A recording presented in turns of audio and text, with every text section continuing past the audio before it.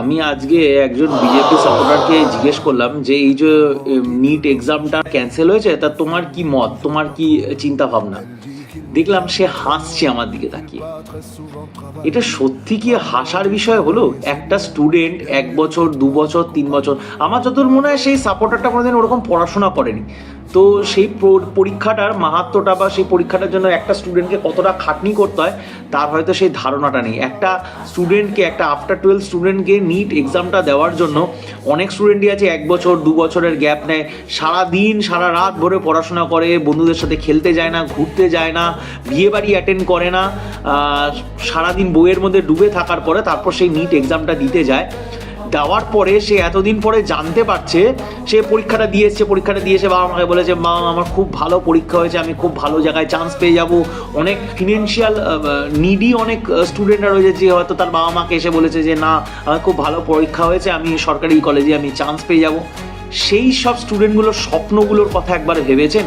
সেই সব স্টুডেন্টগুলো আজ জানতে পারছে যে তুমি যে পরীক্ষাটা দিয়ে এসেছিলে কিছু গর্ধব, মানে স্টুডেন্ট বলো, কিছু গর্দভ সিস্টেমের জন্য তাদের এই খাটনিগুলো আজ সম্পূর্ণভাবে বিফল। তাদেরকে আবার করে সেই এক্সামটা দিতে হবে, যেই খাটনিটা সে একবার করে এসছে সেই খাটনিটাকে আবার করে করতে হবে।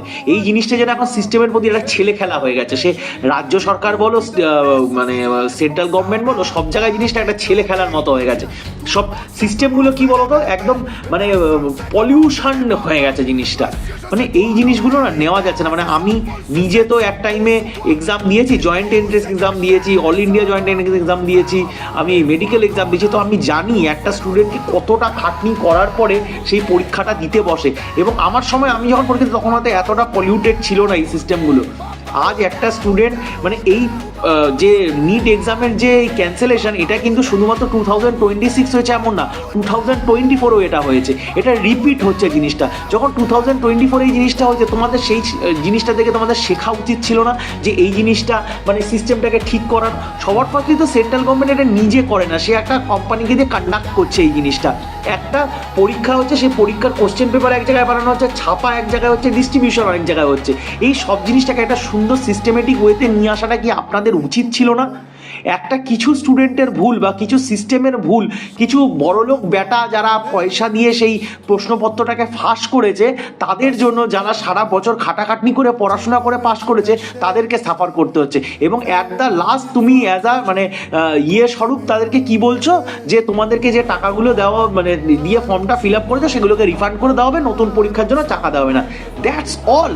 এটাই কি মানে তাদের প্রাপ্য ছিল? একদিকে যেখানে স্বাস্থ্যমন্ত্রীর ছেলে ভিডিও ভাইরাল হচ্ছে, চারদিকে গাঁজা খেয়ে পড়ে রয়েছে, বিহারের শিক্ষামন্ত্রী তিনি বলছেন যে মেয়েদেরকে পড়াশোনা করে কি হবে, ঘরেতে সে ঘরের কাজে সাহায্য করুক।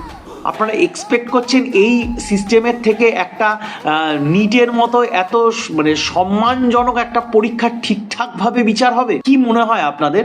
मोटी मोक चली लेके आजा गांजा ब्रो रोल पेपर चिकी ब्लंट सांजा ब्रो ब्लंट सांजा ब्रो मोटी मोक चली लेके आजा गांजा ब्रो